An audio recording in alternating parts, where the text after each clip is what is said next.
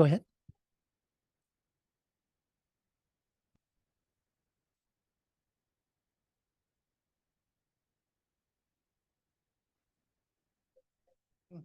So FTEs, how they go to different cost centers, information from your own department and things like that, and how to use it. Good, good. What were some other things that you wanted to get out of this by taking this? Anything else? Well, hopefully I'll surprise you. Thanks. Again, this won't be like traffic school. And we have a small group. So anytime you have questions or anything like that, feel free to ask. We'll be getting the PowerPoint up soon. You know, you think of really how important data and metrics are right now. In fact, they even say it's more precious than oil, which is interesting thought with that. When you think of too, some of the information that's going to be available to you, and what we'll talk about is data about your own departments. Anything you want to know, the trainings that are available, the trainings that your people have taken. How do we know they've taken it without any kind of certification? There'll be lists on that. Anything that you wanted to know about if a person has their benefits. All HR things related. What we'll probably focus on, because it's the most information, is even recruitment. You know, you wonder, well, how efficient are we being? How really to get the right person to be hired? Are we really using our data effectively? You know, how many days do you think it takes to hire somebody at ASU? Our data shows that, but on average, what would you say? A staff job, from the time the job is posted to the time the job is hired. 60 days? Any others? 6 months. You can talk to me later if that's what your department's doing. But, you know, did you notice it is kind of varied what people say? It's interesting. The average right now is 35 days. Now, why is that information so important to be able to look at what your department is doing? Is because good people have a lot of different opportunities today, don't they? For different jobs, and you need to act quickly. Well, we have data that is available to you, or that soon will be available to you, to be able to see, well, what about our department? How long does it take for us to hire somebody? We have dashboards that every employee at ASU can go to find out, well, how's my department doing? And the value, again, of that is we even have it broken down to how long it takes you to interview people, how long it takes you to have the job out there. It's interesting that most departments waste 2 weeks in the process. That's why it takes a lot, 60 days. And we have metrics to really show that. What the common practice that people do, departments, they wait until the job closes, you know, falls off the website before they start reviewing the applicants. They've wasted 2 weeks. You can go in right when the job is posted and look at the applicants, even for students, their student hires. Go in there. So by the time the job closes, you're calling for interviews. You see, that's a good way to speed that up. Now, where do we have that information? From our dashboards. So you'll be able to go right in there and check that out. So another area that is, continuing with recruiting is even our advertising. We have information metrics back from all the way to 2007 to show you when you post a job, where is the most effective place to advertise it. So, and why is advertising so important? Again, our metrics show that when you advertise a job, the person you hire, that's where they saw the job. So again, good dashboards to be able to go to see what your department is doing and to see how effective it is in that regard. So excellent way to a source to be using those things. Sure.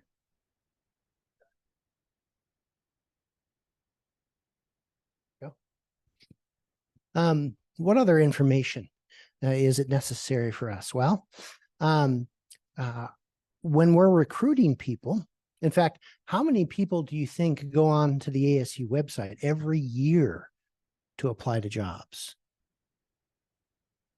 It's more than 10. Throw some numbers. What do you think? 1,000? 250,000? So every year, 650,000 people from all over the world go to our websites and looking for jobs. So we're not looking for more people. We're looking for the best candidate, aren't we? And that's where our dashboards can really show, well, how effective are we being? Because our dashboards show us, okay, here's the 100 people that applied. Which ones were qualified? It shows the people that were dispositioned out, the people that we interviewed, how long that took, and even where we advertised and where each individual saw the job first. Because no doubt if you've worked for ASU prior to or after 2013, when you applied to the job, did you have to answer a question? Do you meet the minimum qualifications of the job? Click yes or no. You even had to answer, are you legally able to work in the United States? Or even where you first saw that job. So all that data is collected and we're able to get the information that you can utilize. So again, tools that you can use. So, well, I'm just going to assume that we're not going to have that I will be able to send you the slide. Almost there. So, have any of you looked at our dashboards or had an opportunity to? And hopefully you found them effective and use. As you know, ASU is a monster when it comes to information. In fact, ASU is an excellent place to work because it is so large. If you can succeed at ASU, you'll be able to succeed anywhere as far as just managing data. There it is. Do we have anybody on Zoom? Okay, good. So as far as clicking, is there a clicker for me or? Okay. Okay. Jose is going to help us here. You can go ahead and click. I've talked about some of the things. Is there a way to move that one?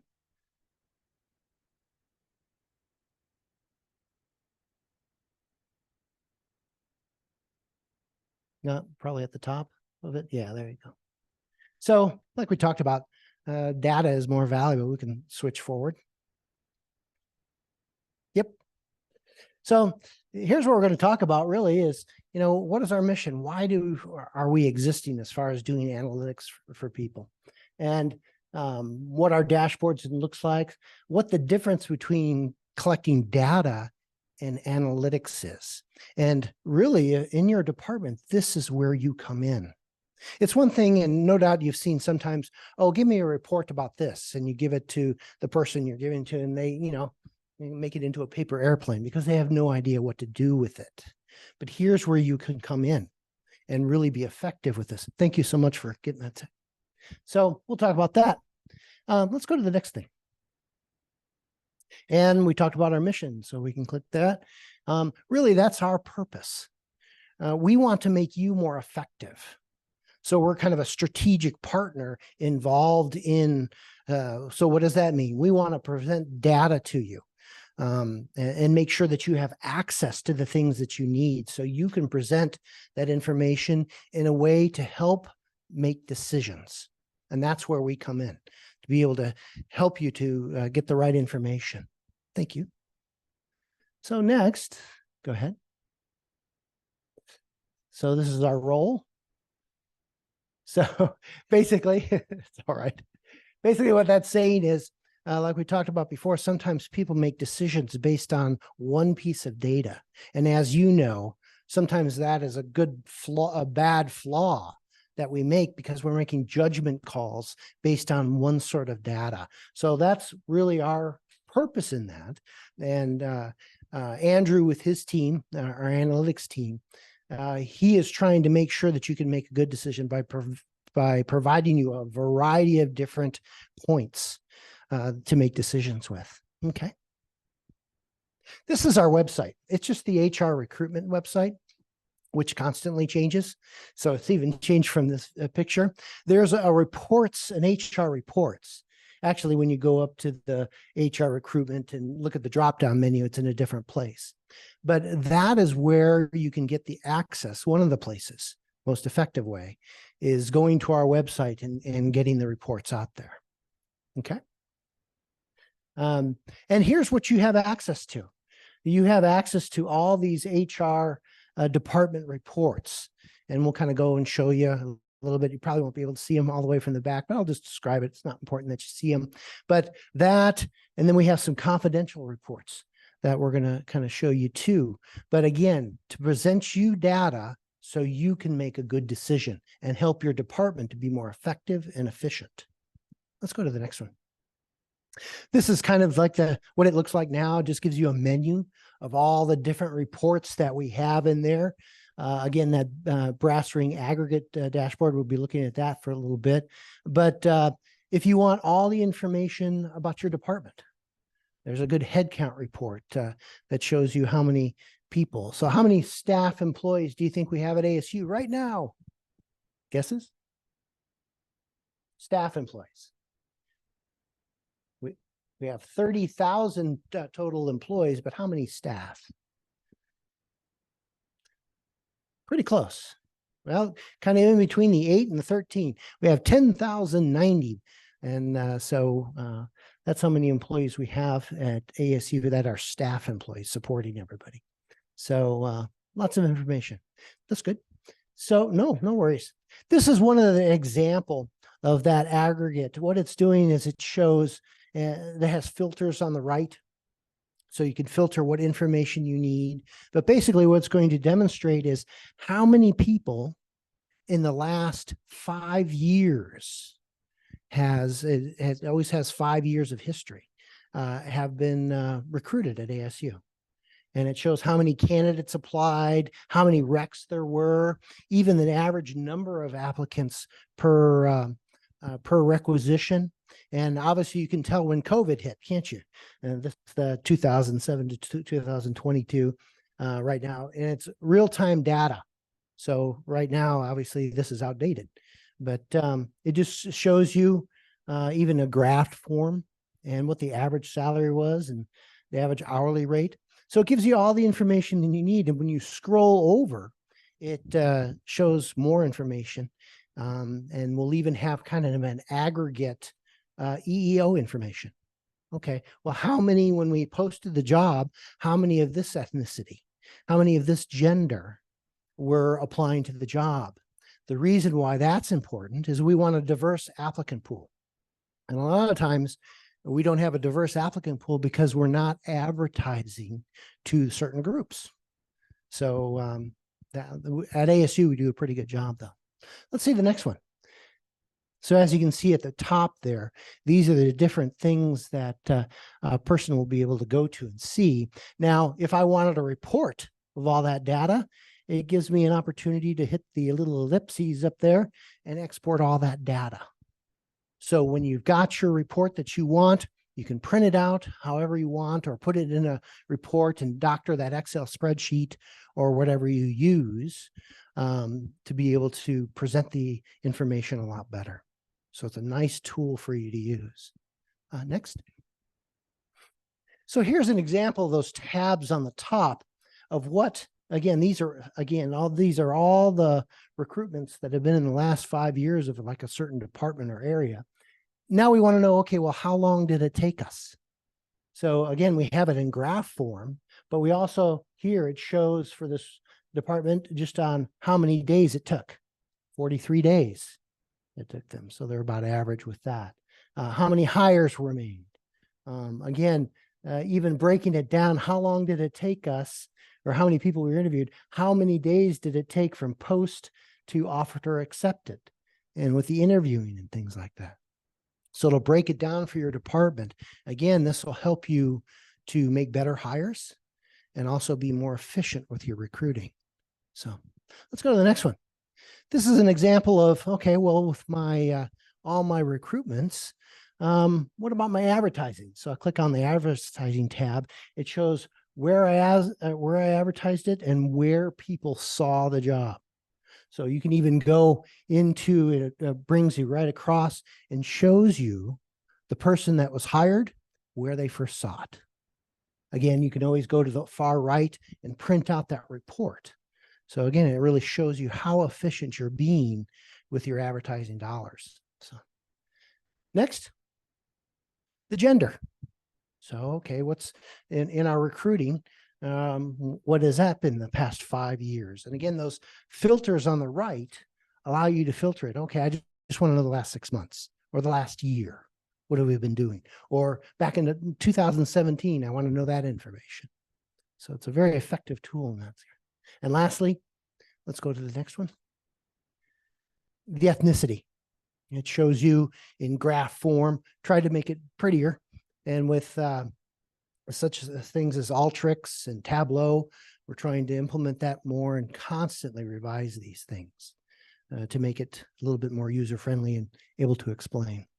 So again, I'll show you all the jobs that you posted, and of all the candidates, what was the breakdown of ethnicity? So questions about any of those things yet? Do you see how it might be effective for your department to use and get good information? Okay, let's go to the next one. So going back here, there's other reports. Let's go to the next one there. Another example is a head count. So let's go into that. So this really shows you a breakdown. And when we did this, there were 30,000 total ASU employees. Again, you can use the filters on the right to kind of break down this information, but it's a nice little, it shows you up to date every day how many employees you have or we have. Notice it shows by campus now, but we want to break that down. So let's go to the next slide. You can go in here and click on Tempe, and it breaks all the departments that are at Tempe and breaks it down to how many employees they have. Let's break it down even further. When we, next slide. So we can right click on those, any one of the departments, and we have a drill down. So let's go to that next one. And it shows you all the employees in that particular department and shows you the information there. Now, we have a confidential side of this headcount too that will get into specifics as far as EEO information, what ethnicity, what gender, what their salary is, what the minimum of that job title is, the market rate, and the maximum. So again, that's confidential. We do give it to usually directors and above of your department, or if you're the designee of that department, we would give you that data. See, yes. Question? Oh, no worries. Well, anytime that anybody has a question, just speak out. So nice information though. And so it's really specific. Okay. Let's go. These are more of those confidential reports, some of the things that are there. Go ahead. A retention report. This shows directors and above. Let's go to that next one. Everybody who was hired, termed, or retired in your department, and breaks it down even further. So this shows you, this is information in the last 5 years of what, and when it does, it shows you not only the number of employees, but what the average salary was, and even the average age of individuals, which is good information. And we'll get to the termination here in just a little bit, but let's go to this next slide. So here's the termination, why this is important. It even shows you the average length of service. And we think, well, why is that important in your department? Think about that. When do new employees start becoming efficient and, they got it down? How long does that usually take? I know it depends on the position, but what would be some of the times that you would think? 6 months? Good. Year and a half? Yeah. Usually it takes about that time. But notice that this one department, the people that they're losing is an average of 3 years of service. Now, why would that be significant? Think about after 3 years, what is a person ready to do? go to the next level, right? So this kind of shows maybe the reason why people are leaving is because there's no room for advancement.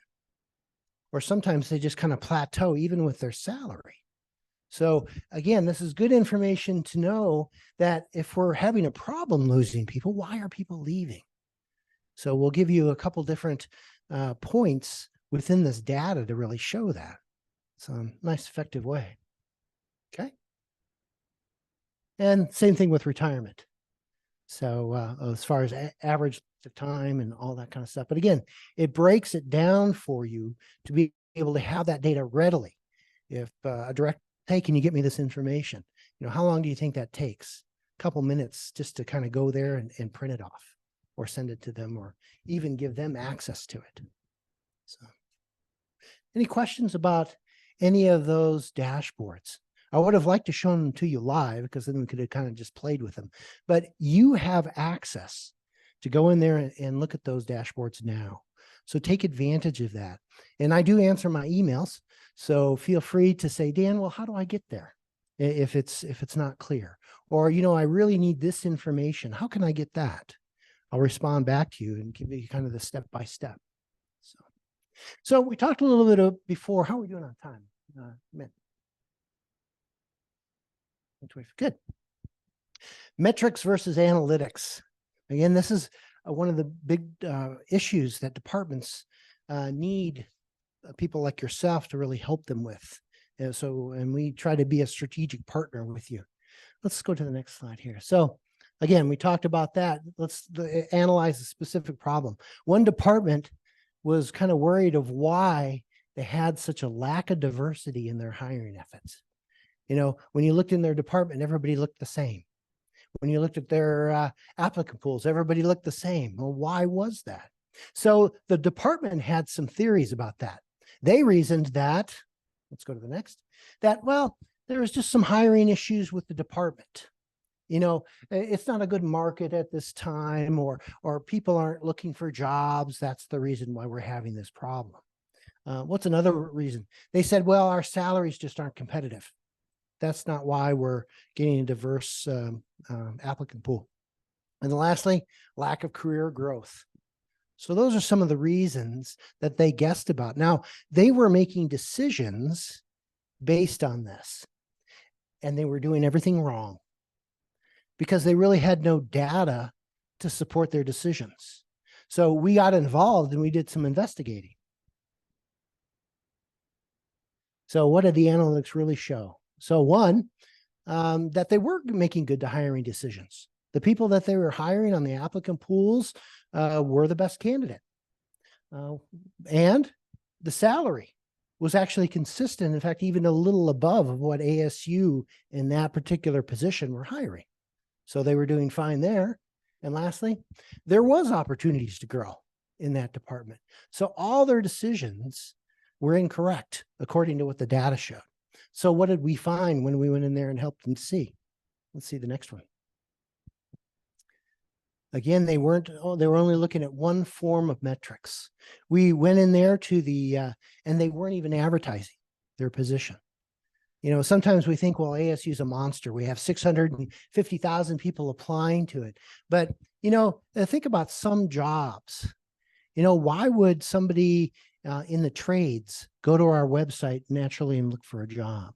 And I'm sure you have experienced this. When you say, in fact, this happens to me all the time. When they find out I work for ASU, what's the question they ask me? What class do you teach? Maybe you've gotten that exact same thing.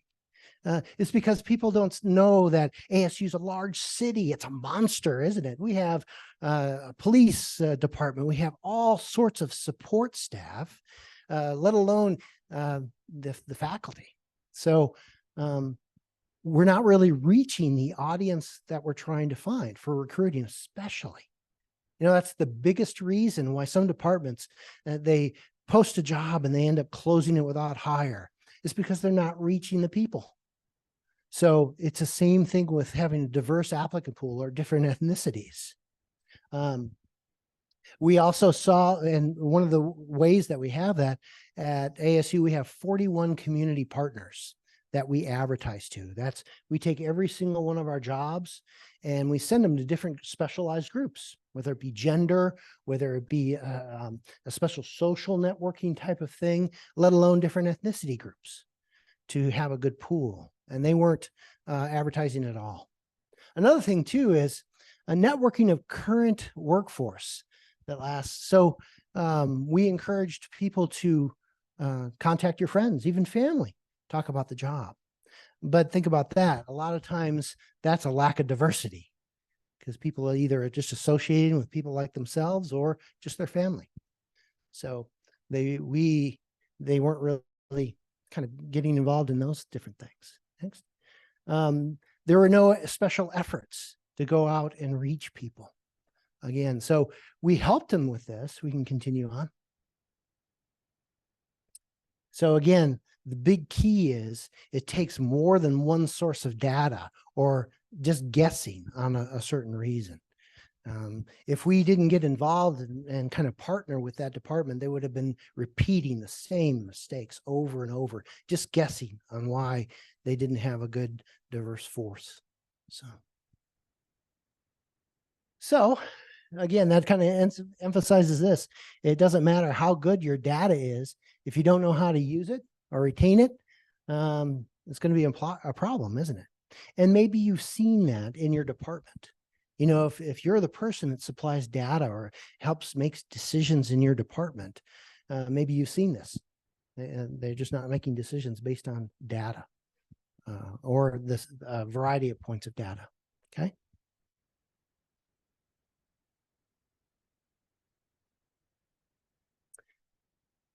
So let's go to the next one.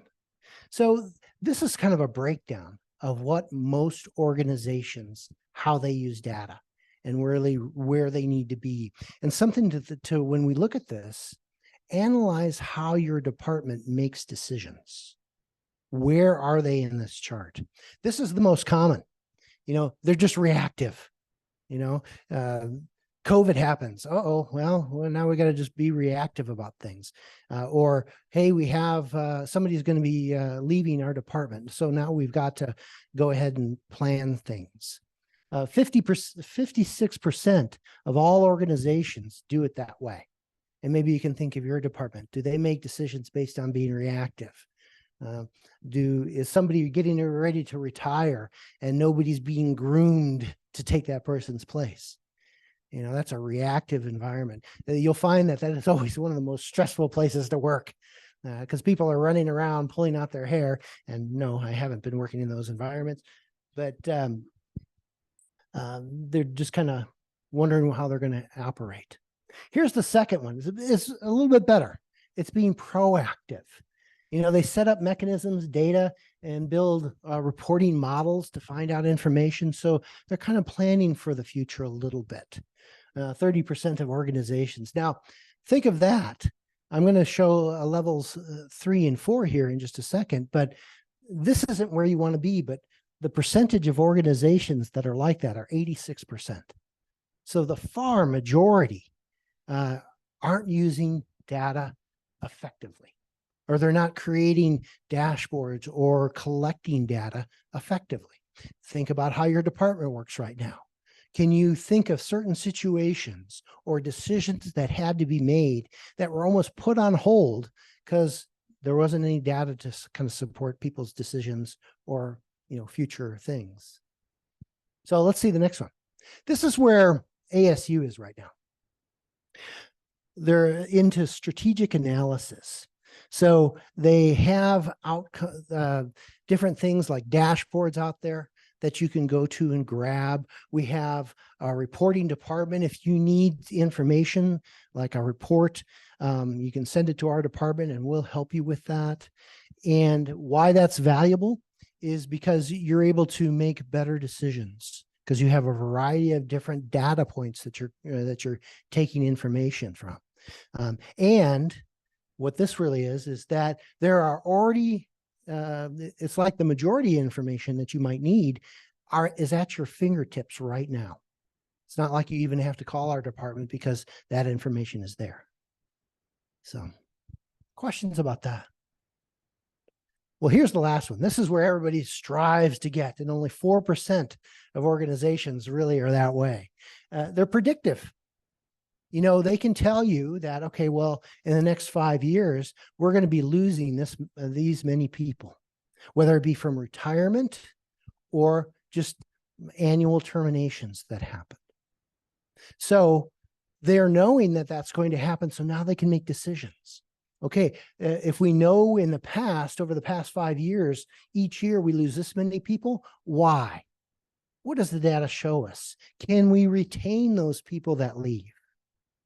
See, you're already making decisions. So instead of those things like people leaving and it'd be a surprise, you're already trying to curb that behavior. And you're getting ready for people like myself that are going to be retiring soon, and you already have that person's replacement ready. And you're grooming that individual. And it's not the last minute. It's over a series of years that you're grooming that individual. In fact, that person to that individual. So it's not when that person retires, we have to do this mad recruitment, and we have to put an interim person in there for about 6 or 8 months until we hire an individual, and then that individual comes in cold. See how much time is wasted? But by applying these things and with the data you have already, with the data that we have and the mechanisms that are set up right now at ASU, you could already do this. But it just takes your department to use the information and even be a strategic partner with us, and we'll help you in those areas. So, questions about any of that? Have you noticed some of those things in your department that maybe you could utilize, and that to help them to make good decisions? And that's really the purpose of this data conference for this session, is to make you think, well, how can we use this information? You know, so, okay, next. Here's a good way for organizations to really go from the reactive to the strategic and predictive. You can just kind of click through these. We basically already talked to them about it, and that's just utilizing the data that's out there. So we can just kind of click through that slide. Again, I'll send you these slides if you want. Just give me a call. Okay. Again, we do have training in this. We have an analytics training program that we have every month. So you can go on the Edge Learning and the Career Edge site, or just contact me and we'll set up training for you on that. What that training is showing you all our different dashboards that are available right now for you to use, and just kind of going through them. And then even taking and saying, well, why would you want to use this one? And going through it.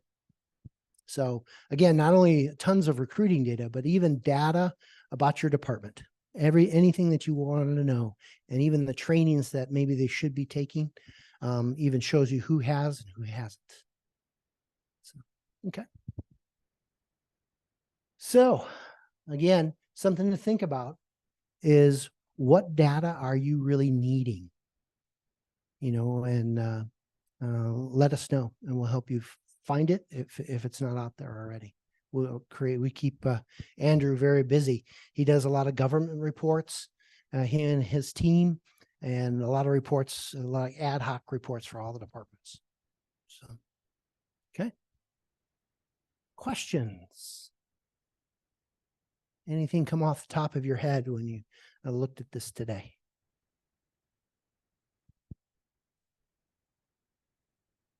So, nothing?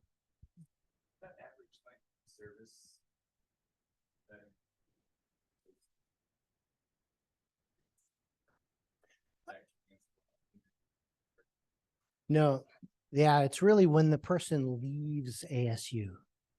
Yeah, because we were concerned about that too, because as you know, it's one of the great things about working at ASU is there's so many opportunities for employment.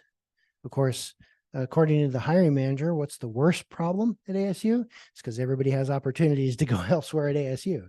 See, so, but yeah, to answer your question, that does that.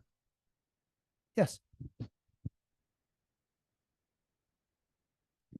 Has our group provided any predictive modeling projects? That's a good thought. We have already, in the regards to like what I described as departments retiring and doing succession planning, kind of analyzing, okay, this is the current staff. Are there areas that we're missing? Are we providing the training necessary for people to go to the next step? In the last 5 years, how many people have we lost? Is there some reason why we lost the ones? Can we predict that we're going to be losing so many people in the future? Is there anybody retiring? Do we have somebody that's being groomed right now for succession planning to take their spots? So that's some of the things. Another thing that's the predictive things, which COVID taught ASU a lot. ASU did a fantastic job. Probably most of the things that you saw during COVID, you never saw. Just many things that happened. But talk about, and granted, they have to be somewhat reactive, right, with those situations. But they already had things in place that if, when emergencies happened, who's involved and what to do. And now we're really efficient. So if something like that happens again, God forbid, we're ready. And there's mechanisms in place to do that. So that's another predictive thing that has been done. Our police department really uses the information that we have to be more predictive as far as keeping staff and kind of making sure that they have adequate staff all the time. So they have to be in that way. So did that answer your question? Sure. Yes.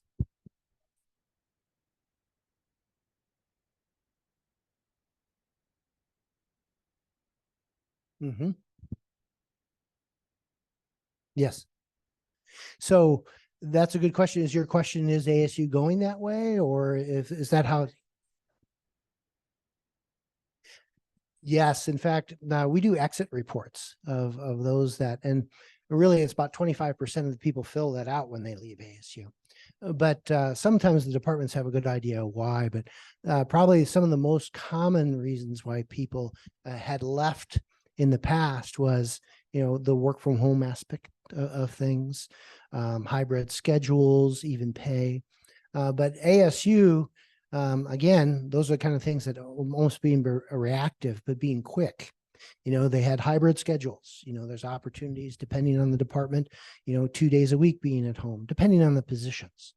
And then even for working like 410s and different things there with executive approval, people can be approved to work full remote, different things like that. And they're continuing working. That's one of the things that I appreciate about ASU, which would make sense if they're innovative.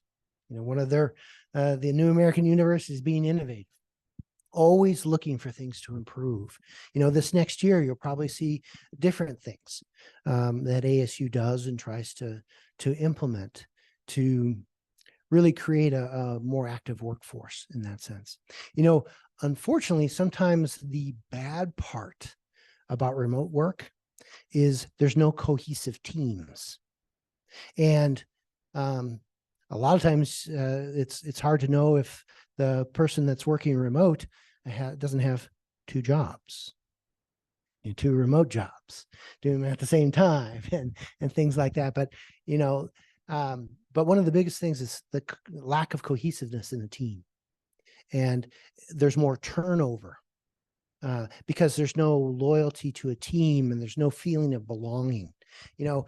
One of the biggest things with retention, I'm kind of going off on a tangent now, but one of the biggest things with retention in your department, and you can probably identify with this, is each employee needs to feel, how do I fit into the department's goals? How am I valued here? If a person doesn't know how they fit into the goals and see their function being as important, they are going to go. Simple as that. When you're doing remote work, you really don't see that. Even though you might be interactive with Zoom meetings, you're detached. It's almost like you're a subcontractor.